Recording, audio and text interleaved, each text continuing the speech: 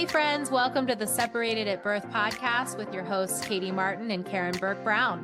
This is the podcast where we find alignment in the most unlikely places, proving that lightning can strike anywhere at any time. We'll weave together a world of middle-aged empowerment as single moms, businesswomen, and creatives. Finding alignment, navigating relationships after divorce, raising kids, building businesses in the creative space, and doing the hard work of unearthing our very best selves in the process and having a lot of mother effing opinions about it. We're so stoked to have you here, so let's go. Let's get into the episode.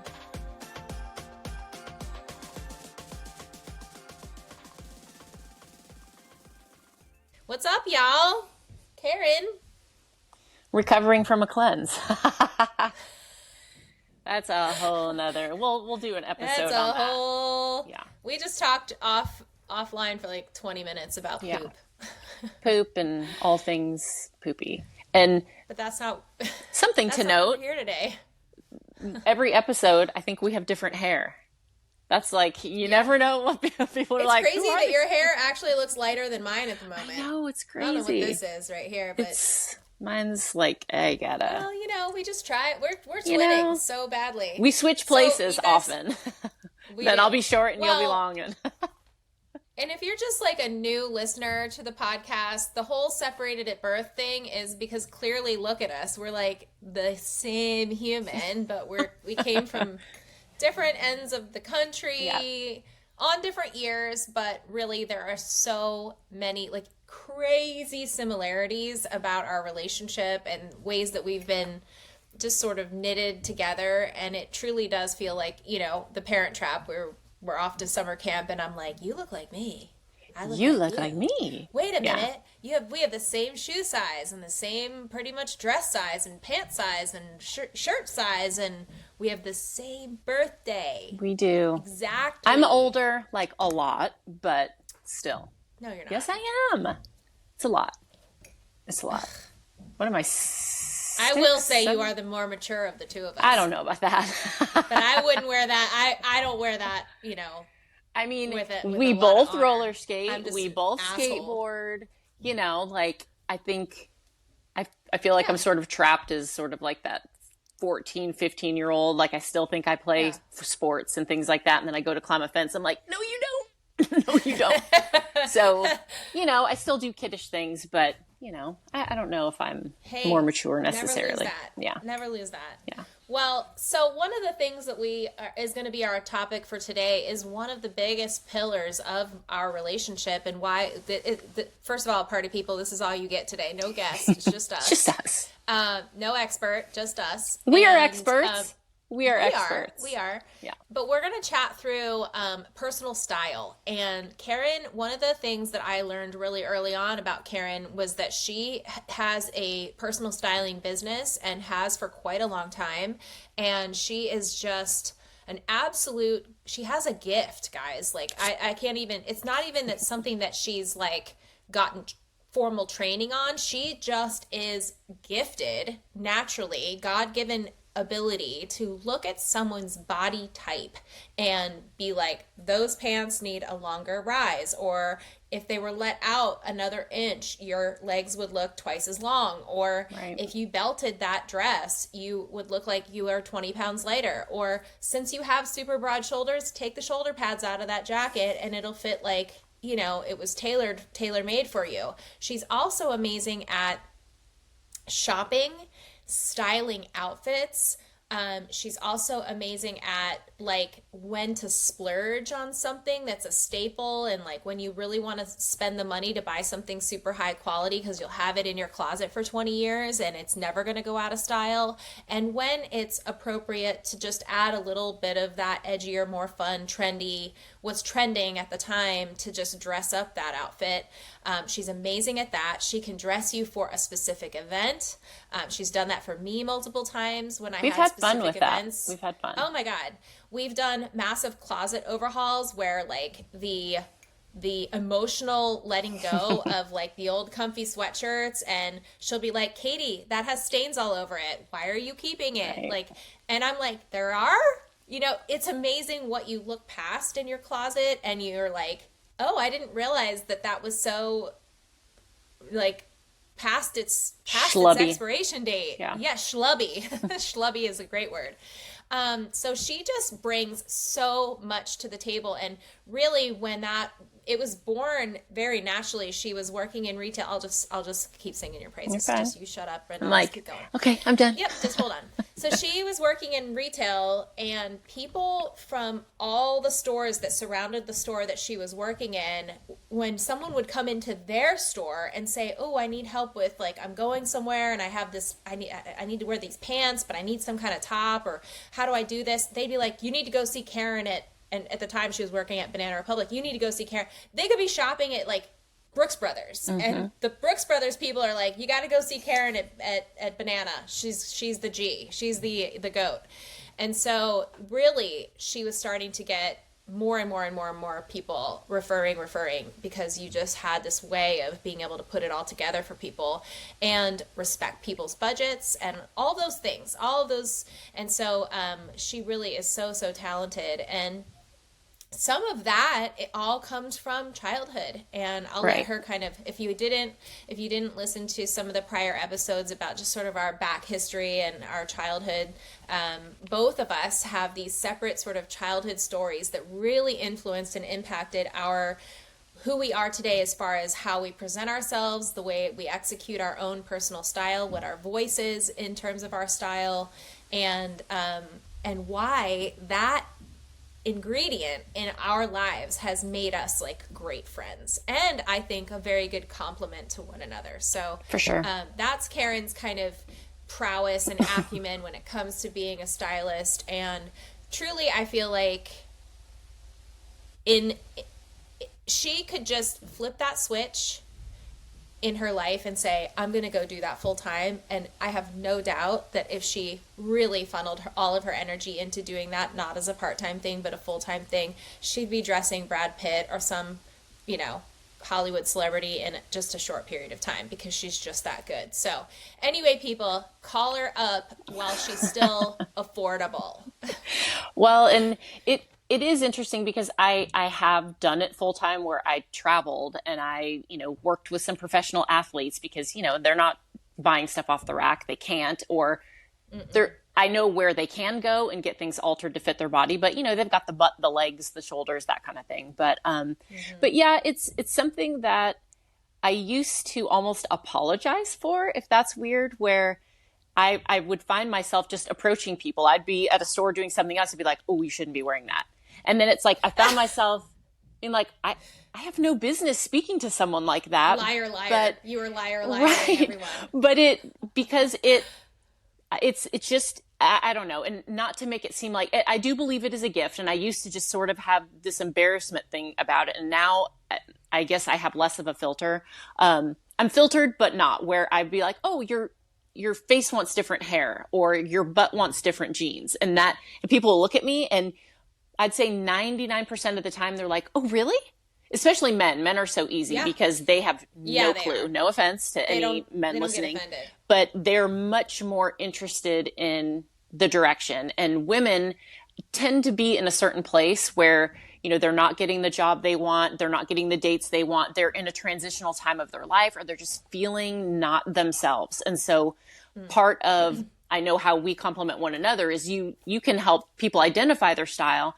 I get a picture in my head, and maybe it's sort of like what an architect sees, with a blank space, or, earth, and they can, create something from just dirt, sort of thing. I see someone, and I'm like, you sit at the airport, and I edit people. I'm like, "Oh, I would change this." I'd be like, "Oh, that looks great," or "Great, but the shoes." So, and it's not like a derogatory thing. It's just in my mind. It's like this, like I'm processing a math equation. That's the only way I can explain it. And it takes a lot of energy, though, because when I'm with a client, women especially, it takes a lot of convincing, because the picture in my head, I'm trying to get them to see the picture I see, which doesn't have to be some glamazon type thing. It's being the best version of themselves. And that's what I see in my head. And so when I typically approach someone, or they approach me, and I say, okay, what are your goals? Like, what are you, oh, I'm just feeling schlubby. I already know what hair they should have in my head. I know what, like, the next outfit they should be wearing. I have that in my head. So if they do want me to shop for them, or if we want to shop together, I already know what stores, what line, what silhouettes particular stores are carrying. It's just something, I can't explain it. It's just something that I have in my head. But it does take a lot of energy, because I'll pull a multitude of looks, and typically the client gives me a little pushback. Oh gosh, I can never wear that. I'm like, you know what? You're going to be naked in the fitting room anyway. Just go ahead and try it on. So that moment where they do have that sort of aha, and they're like, oh, then they see it, and I'm like, okay, my job is done. And then it's like a snowball, which is great, but it's getting them to that point that is a little bit more difficult. But that's my favorite part of and I think helping that's people. Where I am most helpful in the preliminary phase, which is, what is your current identity saying about you? Right. And what is your aspirational identity? It's like, if you go into for a haircut, let's say, and you sit in the stylist chair and you say, do whatever you want, Karen could say, okay, I'm looking at your bone structure, I'm looking at your eye color, your brows, I'm looking at your outfit that you have on today, and I could create something from what I think is going to look good on you.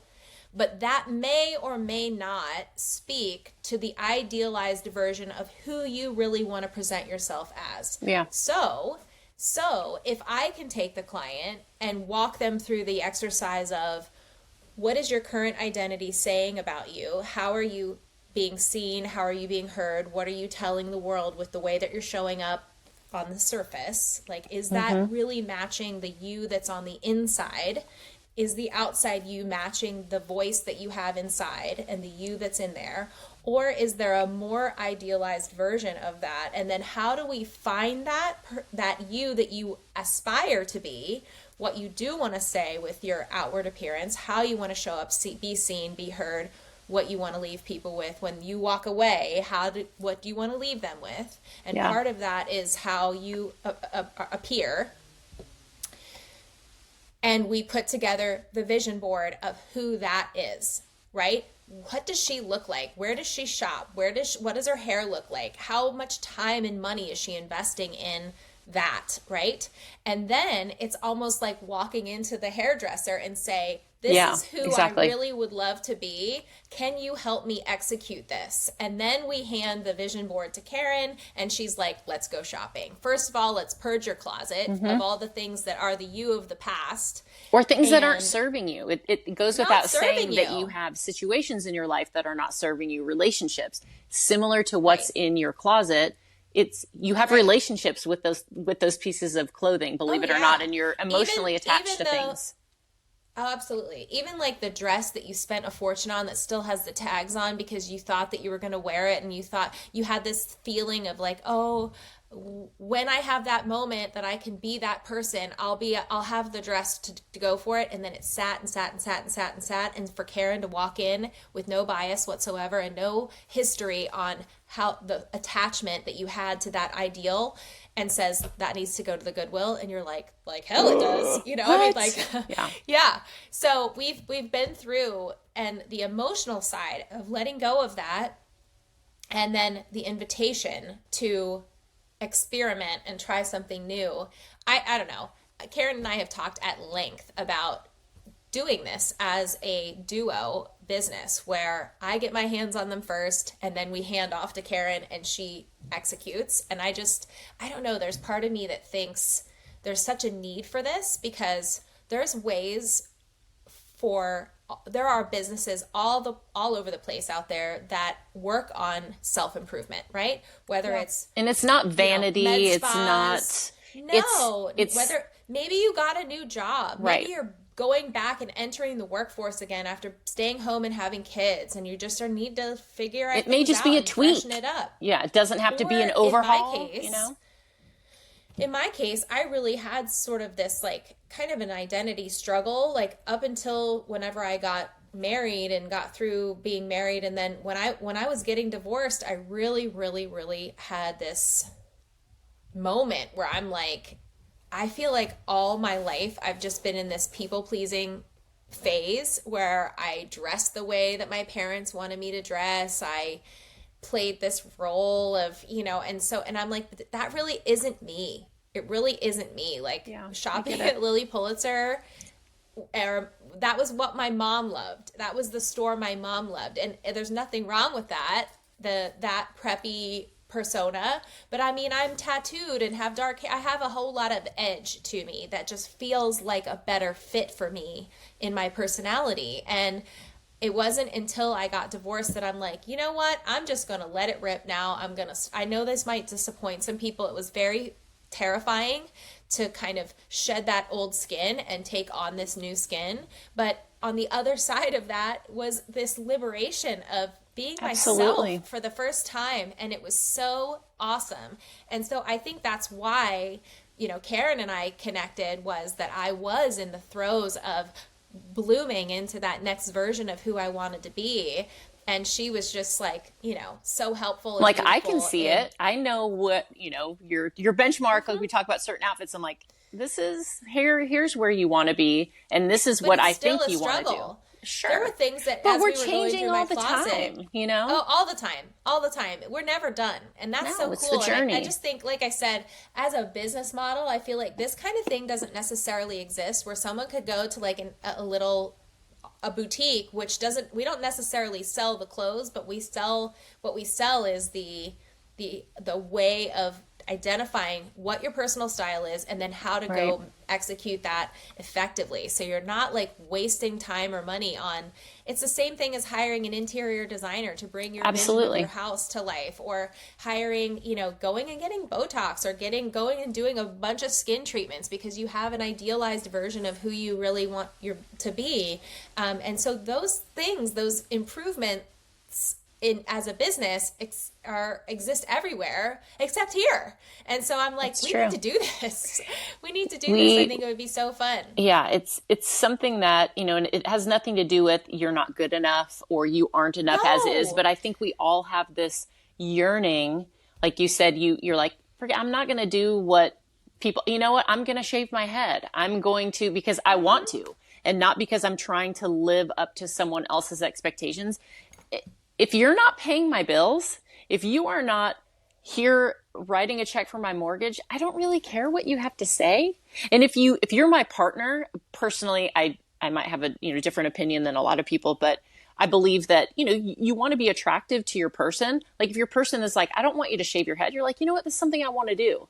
And then you support each other, but you still want to be attractive to the other person. And, vice versa. I want you to take care of yourself. I want you to, not have broken teeth. I want you to take care of your body inside and out, that kind of thing. I think it goes without saying, it's still, you want to be attractive, but it's attitude. Also, it's how you feel on the inside, of course, emits. And I always say, how you dress tells the world how you want to be treated. If you show up in Daisy Dukes and, a shaved head, you might get a different response than you showed up in Lilly Pulitzer. Not that either one of those is different, wrong, but you will get a different response. And so where are you most comfortable with you? Are you like, I'm a badass and I'm going to show up with cool. You own it and walk in and love it. Like you said, we're not here to point out people's flaws or say you require some improvement, but that's not our job. That's your job. Your job is to identify if you feel that incongruency in who you are and who you want to be.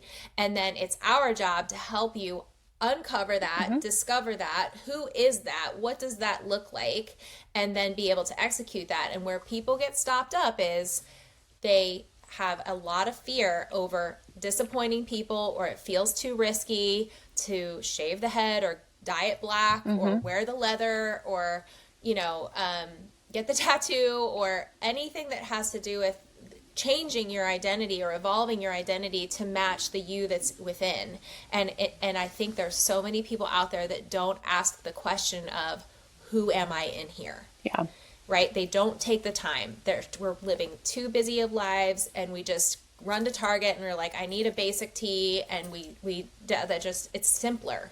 And we don't necessarily know where to go to ask those questions. Right. Or where are the resources for how can I help? Who can help me uncover I truly thing I want to feel do? like this is such a need for people. And I also feel like your life experience in your childhood and why you're able to do what you do and the gift that you had was honed and polished from that childhood experience. And then same with me, it was like I walked through this does feel risky, this does make me afraid, I am going to disappoint people if I execute myself this way, but I now know that going through that process does just release you from the feeling of this right. is I don't know. This is fine, but I feel so much better. I feel so much more free. I feel so authentic. I don't have one bit of worry walking into a room.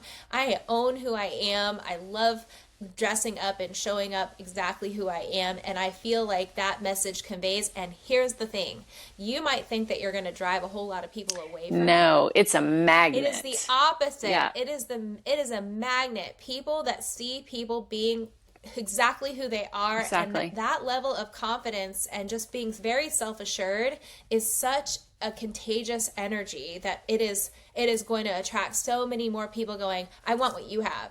How did you find that? How did you, yes. get to where you are? And it's, it's that manifestation, that whole idea of living it and being being okay with yourself, loving yourself, and looking in the mirror and being like, fuck yeah, this is what I'm wearing today. This is who I am. And you finally feel like you're comfortable in your skin. And again, it doesn't mean it doesn't change or that you're stuck with that shaved head or you're stuck with, all these different things. It's this evolving thing. And what I have the ability to do in someone's closet is see something and be like, someone would be like, oh, I can't wear that leather. I wore that, 10 years ago. Well, if it still fits, you know what, let's incorporate that into, why couldn't you wear that to church? Why couldn't you make that, I was just going to say that, a cute business lace top casual or a lace skirt with that. Heck yeah. And I think Make because of the way I grew up, which was with very little to nothing in terms of clothing, I would take something and especially if I had a sweater that I loved or, something to that effect where I could wear it multiple ways to where I gave it a different life. So maybe it's a vest, but I wore it 12 different ways and nobody knew that, hey, that's that same vest she keeps wearing. This girl's, an outfit repeater. And so I can look in someone's closet and do the same where it's, hey, this is a fantastic belt. Oh, it only goes with this dress. Yeah, but you don't have to just do that. Throw that on with some sweatpants or, zhuzh up an outfit that you would never think of or put some items together that, again, you give it more traction, you give it more life. And now you've had it for 20 years instead of 10. And there are pieces that you can keep in your closet, in your life that will live a long time, but you can wear things so many different ways. And I have things posted on my page where, I show you how to wear one thing multiple ways, and I just haven't had time lately. Still creative, but haven't been posting things lately, but there's a resource. I think that's such a fun thing. Like, I have a few things in my closet that I've had for like 20 years, and it's like, that's how a garment is really got a life cycle to it, is when it can survive and insert itself in all the many iterations of you and the eras of you. And there are pieces that you can take that, that's kind of out. Well, you know what? Can we alter this? Can we, maybe change the hemline? Can we put a dart here to give it, maybe your shape has changed, but the silhouette of, the jacket is a little, baggy. Maybe we can take that in and, make it a more tapered version. Can we, change up the sleeve? Can we add a cool lining? Like, there's things that you can do to customize something without trashing it. And that customization doesn't always have to apply to something that you spent a fortune on. No. You know what I mean? It should look custom, even if you got it from Target or the thrift store. Absolutely. Like, you are so good at that and being like, you know what, those pair of cute shorts that you got at Target, if you actually just cuffed them or pulled in the waistline just a touch or whatever, and you just take them to the dry cleaner, have them pin them up a little bit, get someone you trust, spend $10-15 on altering something. Yes, they're gonna fit you. Like, that to me is such great advice. Like, you don't have to dumpster that or Goodwill it. Yes. yet. We did that right? with several of your items, and several it was pieces. even, I think you had a dress where I was like, no, it wants to be here, and something I think you were going to get rid of, or something that you didn't love. I'm like, no, it wants to be this tight. And it was like, oh, or hey, the waistline's in the wrong place. Let's see if we can change this up. That kind of I think where things get sticky is the other pendulum swinging the other way, where you have spent a lot of money on something and you want it to work so badly because you did put a lot of investment into it, and you're like, nah, that's an old version of you. Yeah. I don't care what you spent on it. And this things you can't just work into. Yeah. But there are multiple resources. Can't we alter it? Can't we just make it new? Poshmark, there's ways to, maybe recoup some of that investment. But the more I work with people in kind of doing that turnover in their closet, where you sort of, marry that unearthing of pieces with the unearthing of kind of that new image, that sting goes away of getting rid of that piece, or no longer touching that piece and thinking, because once they see that other, the new version of themselves, they're like, oh yeah, that doesn't work. I don't care how much I spent on it. It doesn't work anymore. And it doesn't. And it's getting really that person to see that too.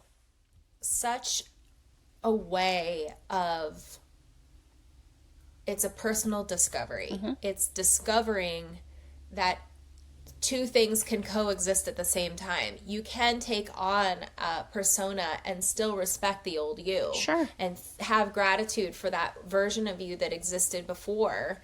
But it's a matter, it's not just raising your standards. I feel like that's sort of a cliche thing. Like, it will attract a new energy to your life. Absolutely It'll does. attract new people to your life. I mean, when we're talking about this being sort of something that can be a catalyst for a huge amount of change, I mean, you start showing up differently, the conversations are different, the people are different, the job may be different, the personal relationship might be different. Everything can change as a result of that, which is really extraordinary. But you have to do the work of being clear about where it is that you feel you'd like to go. Because it's like, I once heard Mel Robbins talk about, like, if you think you know where you're going, it's like going onto Google Maps and saying, well, I want to go here. But if you don't know where you're starting from, that's only half the data. You can't plug those coordinates in and say, okay, I want to go You're only in one. Here. Yeah. You just know you want to go here, but you can't where are you starting where you're from? At. You have to. You won't get there. There's no way to roadmap that without assessing where you're starting from and then going to that place. And so, and the great thing about that is that once you get to that place, then you're like, that was fun. Where else can we go? Yeah. And so the journey continues, that evolution continues. I feel like, I have invested in my wardrobe in the last 10 years, and I see myself even evolving past those things, or just wearing things differently in a way that serves me in my mid to late 40s, where in my 30s I would have dressed it completely differently. Sure. And so there is a level of not just age appropriate, or I don't believe in the confinement of standards of the, you're over 40, so you shouldn't wear anything that's above, the mid thigh or whatever, or you shouldn't wear a bikini. Like, fuck that. Right. That. Like, there are no rules. Only rule I have is fit. It should fit. Yes. It's got to fit correctly. It should fit. Yeah. Yep. Yeah, and it doesn't matter. You could wear a paper bag, and if the bag was tailor-made for your body, it will look like $1 million. Yes. So, and incredible. How many times have you walked out the door and that, like, dang, I'm killing it, and you have good experiences. When you look great, you feel better. You have better experiences. Oh, yeah. People are drawn to you because you're like, I love these shoes, or you know what? I look good today. You feel a certain way. Energy. I remember I have these lavender shoes. They look like men's wingtips. They're from the Office of love Angela those Scott. shoes. I love those. They are fantastic shoes. They have a Goodyear sole on them. They're very expensive. I don't wear them. They're not shoes you would wear every day. But every time I wear them, I don't care where I am, I get 10 compliments in a single day. Do you know what that does to elevate your vibe? Right. And you're not doing it for the attention. You're doing it for yourself. I just love those shoes. Yes. And so those are shoes that I'll have until I'm 90. I'll wear those motherfuckers until I'm, dead. You can bury me in them. Please bury me in those. Yes. Actually, I have silver really. wingtips, and people, same thing, no Yeah. matter where I go, I'm like, oh yeah, these are, I've had them for like, Killer 6 years shoes. now, but changed the And laces it twice. doesn't, Like, it doesn't just begin and end with your clothing. It's everything. Yes. It's the way you do your makeup. It's how you accessorize. I mean, I've got my Mr. T starter set on today. It's like, and a t-shirt. It's so cute. it's like, it works, but it's fun whatever. and, work from home, but you can still put on the dog. You can still, but you It's look in how the mirror and you're like, oh, hey, I could go meet someone right now. I could go get coffee. I could go to the grocery store and people are like, you're so dressed up. You're like, it's just what I had in my closet, because that's the whole point, is you keep only the good stuff in there. Even if it's a t-shirt and necklaces, you put it together in a way, you go grab milk, you go grab dog food. People are like, wow, you look great. And you're like, oh, thanks. You don't have the schlubby anymore in your closet. I have a story, a personal style story just hit me. So when I was first starting to really place intention behind how I was exiting my house and leaving and going into the world, it was when I was getting divorced. And I was living in a small town in like rural Maryland, and I was in this moment where it was a fake it till you make it kind of a situation. I was a photographer, and up until my divorce, I was just working out of the house, right? I didn't have a studio space. I didn't have staff. I didn't have any of those things to quote unquote legitimize my business as like I was a solid business person in my town. For all they knew, the optics of, oh, she just side hustles this little photography thing, in the nooks and crannies of her life, it's just a little hobby that she makes money doing, right? There was that feeling inside me. So when I got divorced, I was like, look, if I'm going to support myself, I have to look successful. So I, invested in a studio and assistant, put my kids in daycare. I mean, I was so upside down with overhead and income, but I was like, if you build it, they will come, was my thinking.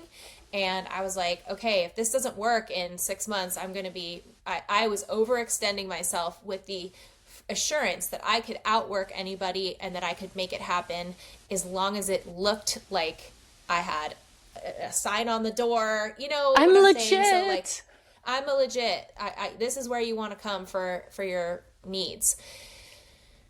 And also, I would get up in the morning and I would take the kids to daycare. I would go get my cup of coffee at the local coffee shop, and then I would go to my studio. And there were 90% of those days I was going to that studio to sit and edit photos all by myself, and I was never going to see anybody except the UPS man who was there to drop prints off. Okay? I dressed for the job I wanted every single day. Very important. In that small town, I remember this nasty woman. I would go to yoga. Sometimes I'd be rushing to get to yoga, and I would change for yoga when I would get there. So I'd be walking in my heels and my dressed up clothes, even though I hadn't seen a soul all day. And I would get ready dressed in my yoga clothes, and I'd be doing yoga with my full face of makeup on. Like, I just was in a rush and just changed, and there it was. And I remember her saying, everyone in town is talking about you.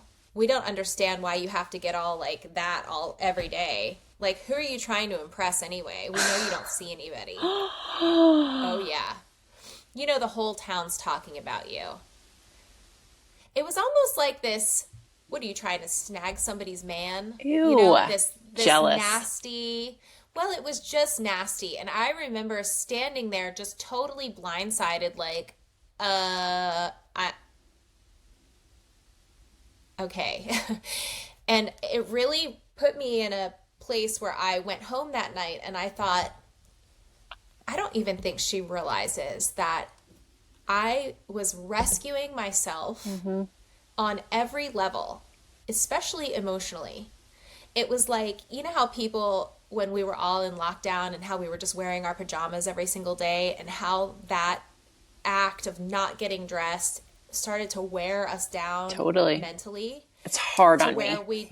it was so hard because you just felt like you were lacking this purpose. You were Schlub. lacking this. You were schlubbing. We were all schlubbing, sweats, and then all of a sudden you try to go put your jeans on and they don't fit because you've just been, hanging out on the couch, and you put on a little fluff, and because you've been wearing sweatpants every day for months. Yeah. So I feel like it was the same situation for me. It was like I was saving my own life getting dressed every day because I needed to change my energy from this broken, sad, emotional, like, how am I going to ever feed these kids person to you got to get your shit together, put on your big girl panties, put on your dress, and go and work your butt off. And that was really what it was about for me. And I didn't give a fuck what anyone thought.